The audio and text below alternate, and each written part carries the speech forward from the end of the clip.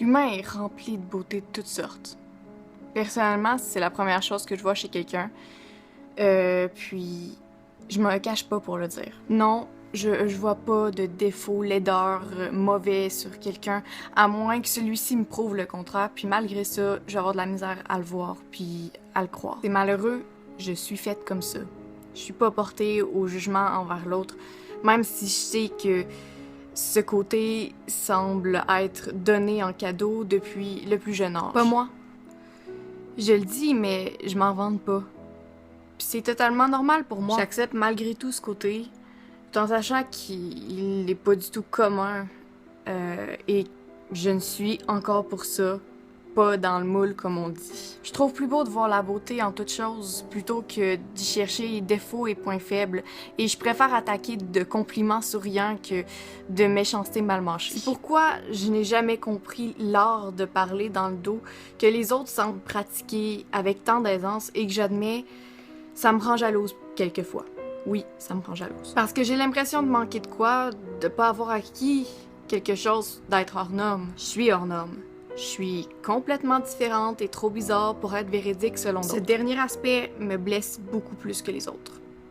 Disons-le, car malgré le fait que j'ai accepté le fait d'être marginale, totalement marginale en fait, cela m'éloigne pas des attaques. Et ici, je ne parle pas des compliments souriants. Vous comprendrez alors que j'ai assez vite été placée dans la position de victime de cette rare.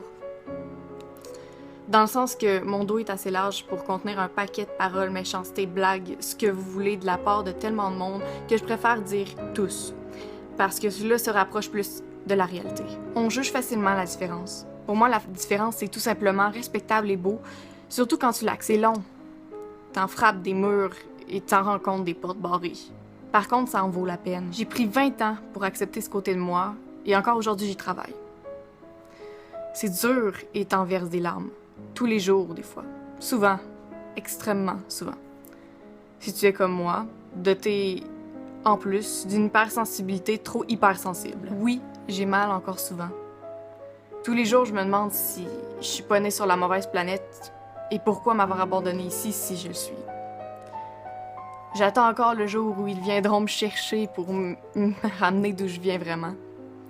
Je fais souvent cette blague-là, mais le pire, c'est que j'y crois un peu. Je l'espère. Dans ma vie, j'ai tout entendu ce côté méchanceté mal mâché. Tous les jours, on me sort quelque chose. Je suis faite forte, alors j'en oublie la majorité. Mais celle qui reste me heurte et résonne très longtemps. Je m'accepte telle que je suis, soit en tant que mystère marginal, mais cela a aussi créé un énorme sentiment de peur et de crainte, de méfiance naturelle. On dit, c'est à force de l'entendre qu'on finit par le croire. Faites attention à ce que vous dites à l'autre. Il ne faut pas oublier aussi ce fameux dicton. Traite l'autre selon la façon que tu voudrais être traité. Moi, j'y rajouterais aussi, et s'il ne réagit pas comme tu l'aurais voulu, ne crache pas sur la beauté pour revenir sur tes pas et trouver les défauts. Et pour les autres, trop souvent victimes comme moi, sans aucune raison, pardonnez le plus possible. Parce que c'est une grande force. Je sais que parfois, c'est vraiment pas facile. Mais si tu pardonnes le crachat de laideur que l'on t'envoie, tu le laisses devant un miroir de vérité. Devant lequel ils vont juste réaliser que peut-être c'est mauvais ce qu'ils font, puis qu'en fait c'est à eux qui en s'en prennent. Ils restent alors avec leur mal, puis finissent par réaliser ou non que cela n'a pas lieu d'être. Puis entendons-nous. C'est donc plus beau un sourire vraiment sincère et ressenti, et ça fait donc bien plus du bien dans le cœur.